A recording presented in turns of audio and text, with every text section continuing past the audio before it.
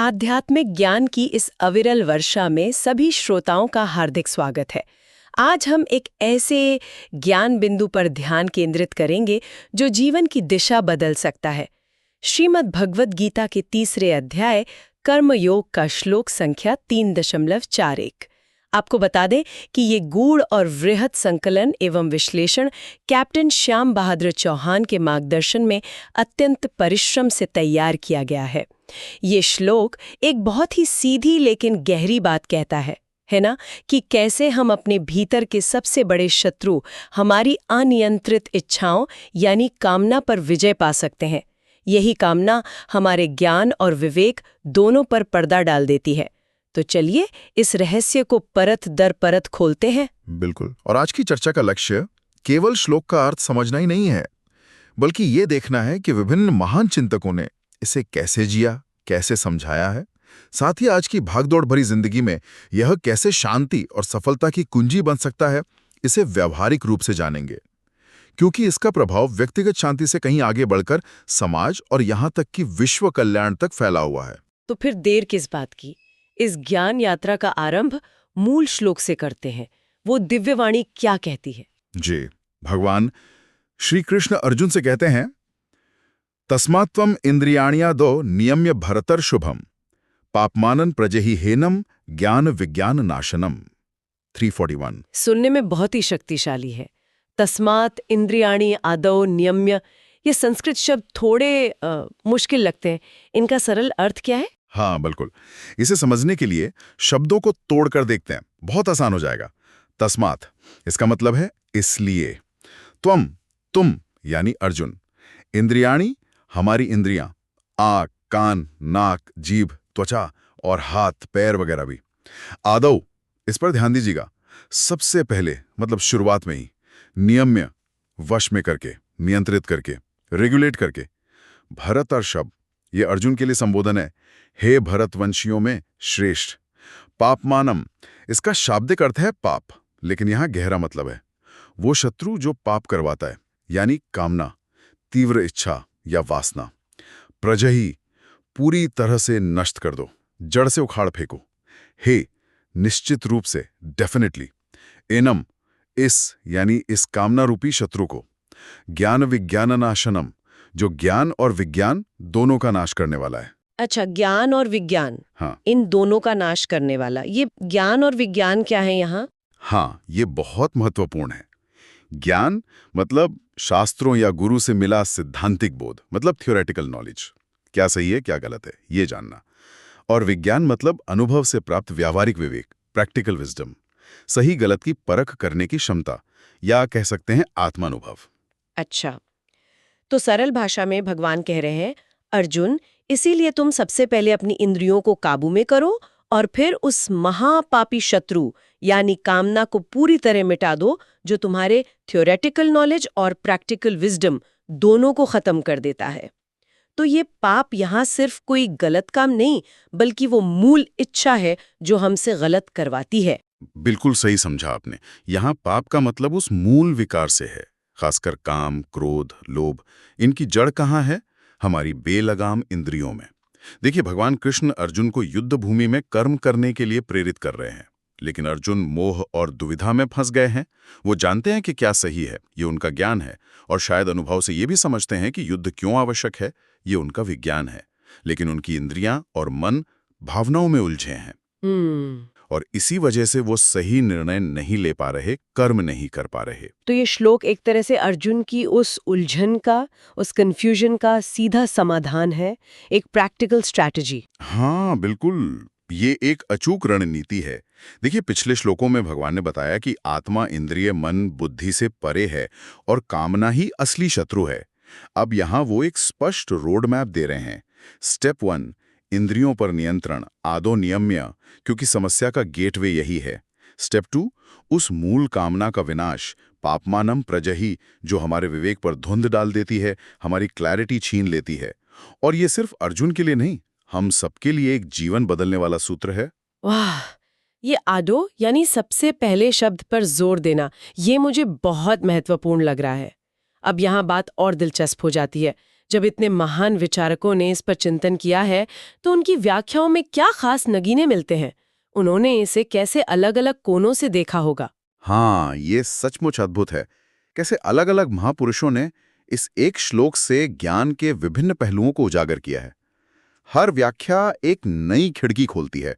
जैसे आदि शंकराचार्य जी को लें, उन्होंने ज्ञान और विज्ञान के बीच के सूक्ष्म भेद पर बहुत बल दिया है। ज्ञान यानी शास्त्रों से मिला परोक्ष ज्ञान, और विज्ञान मतलब आत्म अनुभव से प्राप्त प्रत्यक्ष ज्ञान। वे कहते हैं कि कामना इतनी प्रबल है, इतनी शक्तिशाली है कि ये दोनों ही तरह के ज्ञान को ढक लेती है या नष्ट कर देती है। इसलिए अगर आत्म साक्षात्कार यानी विज्ञान तक पहुंचना है तो पहला कदम क्या होगा? पहला कदम इंद्रियों को उनके बाहरी विषयों से खींचकर भीतर आत्मा में स्थिर करना ही होगा। ये इसकी दार्शनिक जड़ है। अच्छा, तो शंकराचार्य जी ने ज्ञान और आत्म अनुभव दोनों के लिए इंद्रिय संयम को अनिवार्य बताया। ये तो बहुत गहरा विश्लेषण है। और स्वामी विवेकानंद, जो कर्म और प्रैक्टिकलिटी पर बहुत जोर देते थे, उनका इस पर क्या विचार था? वो तो हमेशा युवाओं को प्रेरित करते थे। स्वामी विवेकानंद का दृष्टिकोण हमेशा की तरह बेहद ऊर्जावान और व्यवहारिक था, बहुत प्रैक्टिकल। उन्होंने साफ किया कि इंद्रिय निग्रह का मतलब इंद्रियों को मारना या दबाना नहीं है, सप्रेशन नहीं है, बल्कि उन्हें अनुशासित करना है, उन्हें अपना सेवक बनाना है, अपना मालिक नहीं। वे कहते थे कि इंद्रियों की जो शक्ति है, जो एनर्जी है, उसे निम्न स्तर के भोगों से हटाकर ऊंचे लक्ष्यों की ओर मोड़ना है। जैसे आत्मविकास, सेवा या ज्ञान प्राप्ति। ये एक तरह से एनर्जी ट्रांसफॉर्मेशन है। उनके लिए ये श्लोक चरित्र निर्माण, इच्छा शक्ति यानी विल पावर और आत्मबल बढ़ाने का एक शक्तिशाली मंत्र था। ये बात तो आज के युवाओं को बहुत प्रेरित कर सकती है। ऊर्जा को दबाना नहीं, सही दिशा देना, ये बहुत अहम है। अच्छा, और कहते हैं संत ज्ञानेश्वर महाराज ने तो इसे कविता जैसे सुंदर रूप में समझाया है। उनकी ज्ञानेश्वरी तो अद्भुत मानी जाती है। हाँ, संत ज्ञानेश्वर महाराज की ज्ञानेश्वरी में इसकी व्याख्या कमाल की है, बहुत काव्यात्मक है।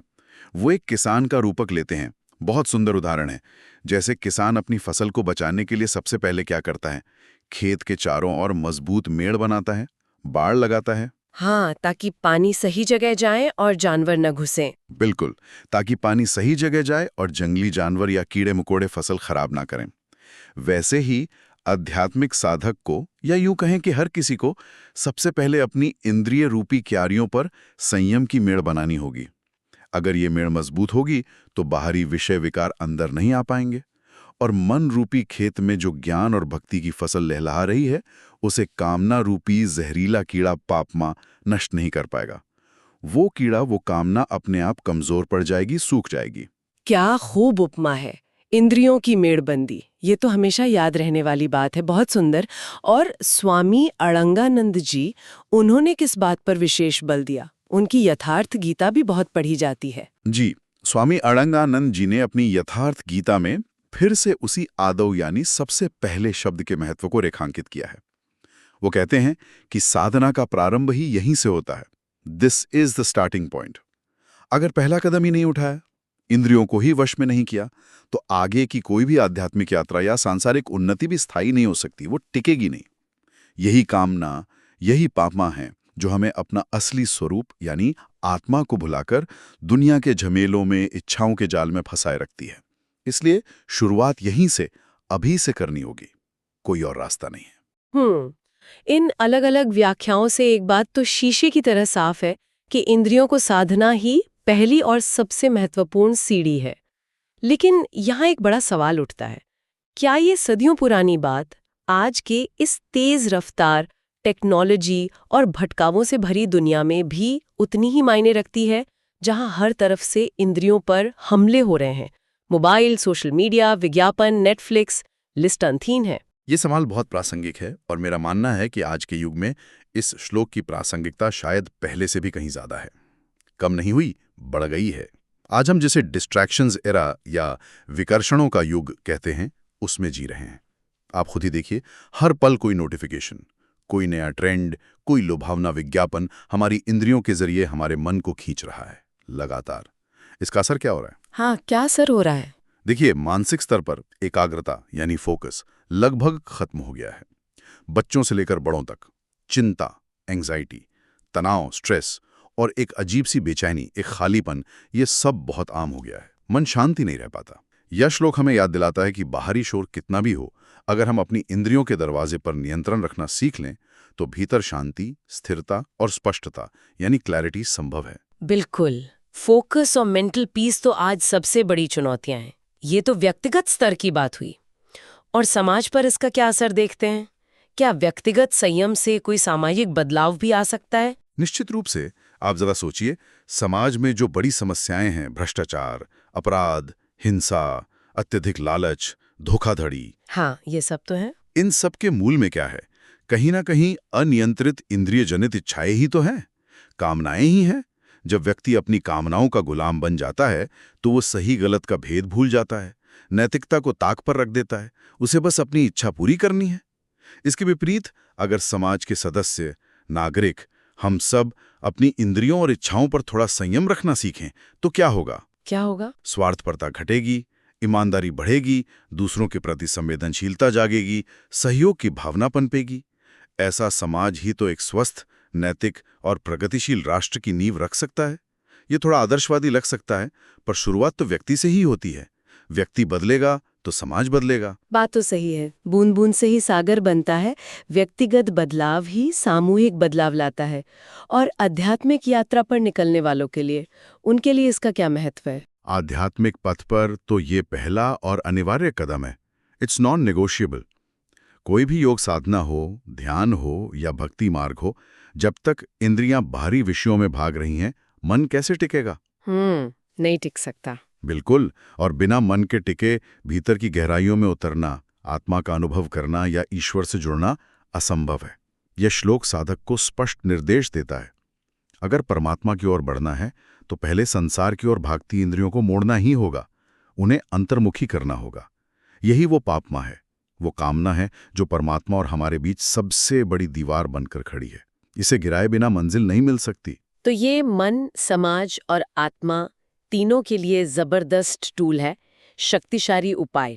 अब बात करते हैं युवाओं की। आज के युवा शायद सबसे ज्यादा इन विकर्षणों से जूझ रहे हैं। उनके लिए इस श्लोक में क्या खास संदेश छिपा है? युवाओं के लिए तो ये सफलता की गारंटी जैसा है।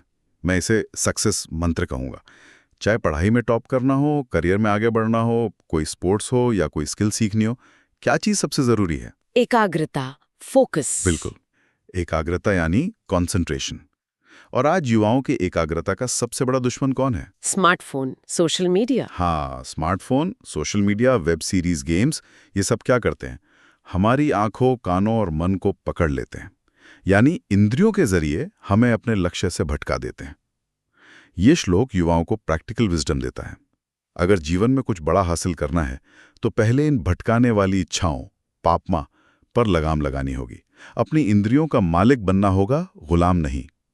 ये आत्मानुशासन यानी सेल्फ डिसिप्लिन और दृढ़ संकल्प यानी डिटर्मिनेशन सिखाता है, जो किसी भी फील्ड में चैंपियन बनने के लिए जरूरी। ये तो वाकई लाइफ हैक जैसा है आज की भाषा में कहें तो। अच्छा, जिन महान विचारकों और ग्रंथों का आपने जिक्र किया, उनके विश्वसनीय स्रोत क्या हैं, ताकि अगर कोई श्रोता और गहरा उतरना चाहे तो कहाँ देखें? हाँ, संक्षेप में बता देता हूँ। ये व्याख्याएं मुख्य रूप से आदि शंकराचार्य कृत गीता भाष्य, स्वामी विवेकानंद के ज्ञान योग और उनके विभिन्न व्याख्यानों से ली गई हैं। साथ ही संत ज्ञानेश्वरी रचित ज्ञानेश्वरी और स्वामी अड़ंगानंद जी कृत श्रीमद् भगवद गीता जी यथार्थ रूप जैसे अत्यंत प्रमाणिक और मान्य ग्रंथों पर आधारित हैं। ये सभी उपलब्ध हैं। शुक्रिया, ये जानकारी जरूर काम आएगी।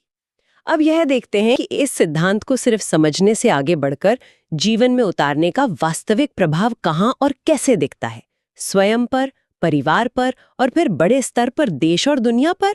इसका असर जीवन के हर दायरे में, हर लेवल पर महसूस होता है। सबसे पहले व्यक्तिगत स्तर पर।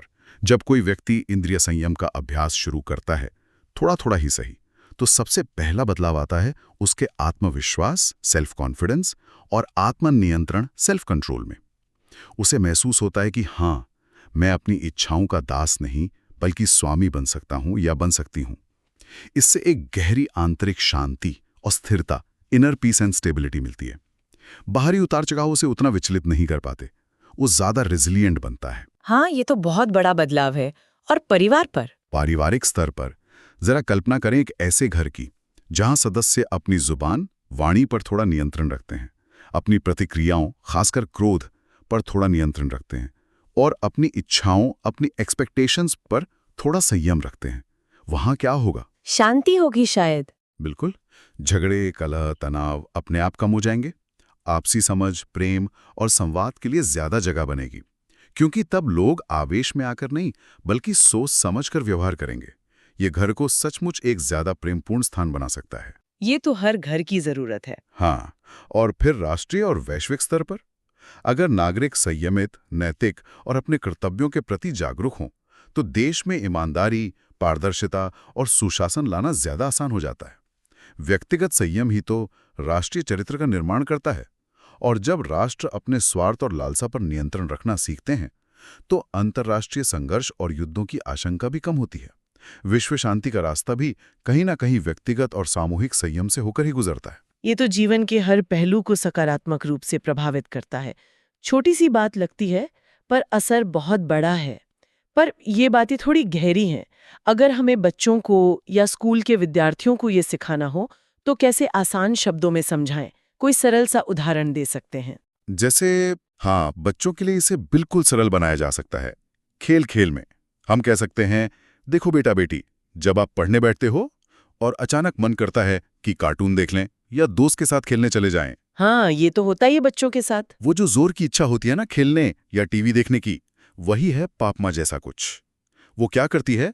आपके जरूरी काम यानी पढ़ाई से आपका ध्यान हटा देती है, आपका नुकसान करती है। लेकिन अगर आपने अपनी आंखों को टीवी से हटाया, अपने मन को समझाया कि नहीं, अभी पढ़ाई जरूरी है, यानी इंद्रियों को कंट्रोल किया, तो क्या हुआ? पढ़ाई हो गई। आपका ध्यान पढ़ाई पर लगा रहा, आपने कुछ नया सीखा, आपका ज्ञान और समझने की शक्ति, ज्ञान विज्ञान बच गई बल्कि बढ़ गई। बस ऐसे ही जीवन में जरूरी काम करने के लिए हमें अपनी दूसरी इंद्रियों और मन की फालतू इच्छाओं को कंट्रोल करना सीखना पड़ता है। वाह, ये तरीका तो बच्चों को जरूर समझ आएगा। खेल और पढ़ाई का उदाहरण बिल्कुल सही है। अब एक बहुत ही महत्वपूर्ण वर्ग की बात करते हैं, जो समाज और परिवार की रीढ़ है, हमारी माताएं, बहनें, घर की महिलाएं। उनके जीवन में तो अनेक भूमिकाएं, दबाव और चिंताएं होती हैं। इस श्लोक में उनके लिए क्या विशेष मार्गदर्शन छुपा है? उनकी भूमिका तो बहुत अहम है। यह प्रश्न अत्यंत महत्वपूर्ण है और आपने बिल्कुल सही कहा। उनकी भूमिका अहम ही नहीं, केंद्रीय है। घर की महिलाओं का मानसिक और भावनात्मक संतुलन ही पूरे परिवार की खुशहाली और स्थिरता का आधार होता है। वे माँ, पत्नी, बेटी, बहन जैसी अनेक भूमिकाएं निभाती हैं और अक्सर परिवार की ज़रूरतों, बच्चों के भविष्य और अनगिनत जिम्मेदारियों के बोझ तले अपनी इच्छाओं और अपने सुकून को अनदेखा कर देती हैं। ये हम सब देखते हैं। उनके मन में भी अनेक चिंताएं, आकांक्षाएं और कभी-कभी बाहरी परिस्थितियों या लोगों के व्यवहार से उपजी खींच या दुख होता है। ये स्वाभाविक है। यह श्लोक उनके लिए गहरा संदेश देता है। पहले स्वयं को भीतर से स्थिर और शांत करो। पहले खुद को। पहले खुद को। जैसे हवा के झोंके दीपक की लौ को कम कपा देते हैं, वैसे ही बाहरी दुनिया की बातें, चिंताएं और दूसरों की अपेक्षाएं या व्यवहार हमारे मन को लगातार विचलित करते रहते हैं। माताओं और बहनों के लिए पहला कदम है अपनी इंद्रियों को, विशेषकर मन को, इन बाहरी झोंकों से बचाना सीखना। ये एक तरह की शील्ड बनानी है। जैसे दीपक को आड़ में रखने से लौ स्थिर रहती है, वैसे ही बाहरी बातों से मन को बार बार प्रभावित होने से रोकना है। थोड़ा डिटैचमेंट।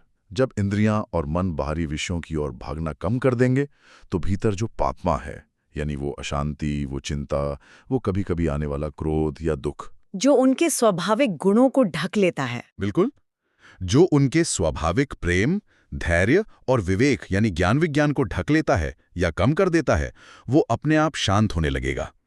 जब वे स्वयं भीतर से शांत, स्थिर और केंद्रित होंगी, तो क्या होगा? वे परिवार की हर चुनौती का सामना ज्यादा प्रेम, ज्यादा धैर्य और ज्यादा बुद्धिमानी से कर पाएंगी। उनका ये आंतरिक संयम, उनकी ये स्थिरता ही उनकी और उनके परिवार की असली अदृश्य शक्ति है।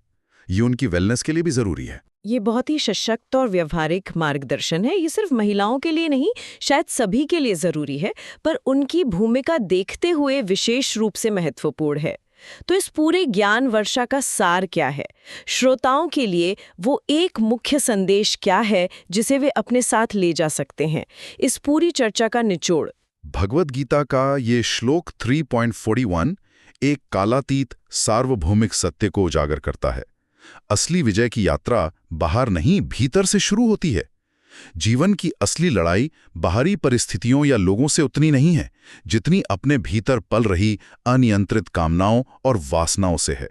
ये इंटरनल बैटल है और इस अंदरूनी लड़ाई को जीतने का पहला और सबसे महत्वपूर्ण मोर्चा है अपनी इंद्रियों पर नियंत्रण पाना। क्योंकि सारे विकार, सारे भटकाव, सारी अशांति इन्हीं इंद्रियों के दरवाजों से हमारे मन और बुद्धि पर कब्जा करते हैं। जब तक ये दरवाजे खुले और असुरक्षित हैं, ना तो हम बाहरी दुनिया में स्थायी सफलता और सम्मान पा सकते हैं और न ही अपने भीतर सच्ची शांति और आनंद का अनुभव कर सकते हैं। यह संभव ही नहीं है। ये श्लोक हमें सिखाता है कि बाहरी दुनिया कितनी भी शोरगुल वाली या प्रलोभनों से भरी क्यों न हो, हम उसके बीच रहते हुए भी अपने आंतरिक संतुलन, अपने लक्ष्य और अपनी शांति को कैसे बनाए रख सकते हैं। ये हमें इंद्रियों का गुलाम नहीं बल्कि उनका स्वामी बनना सिखाता है। बिल्कुल सही कहा। और इस गहन चर्चा के अंत में श्रोतागण शायद एक क्षण रुककर विचार करना चाहें। ऐसी कौन सी एक विशेष इंद्रिय है या ऐसी कौन सी एक विशेष आदत या तीव्र इच्छा, विकर्षण है जो उन्हें अक्सर उनके व्यक्तिगत, पारिवारिक या आध्यात्मिक लक्ष्यों से दूर खींच ले जाती है? वो क्या चीज है? और क्या वे सप्ताह, सिर्फ इस एक सप्ताह, उसे एक विशेष इंद्रिय या इच्छा पर थोड़ा सा, बस जरा सा नियंत्रण पाने के लिए कोई एक छोटा व्यवहारिक कदम उठाने का संकल्प ले सकते हैं? सिर्फ एक छोटा कदम, क्योंकि शुरुआत वहीं से होती है। बड़े बदलाव छोटे कदमों से ही आते हैं।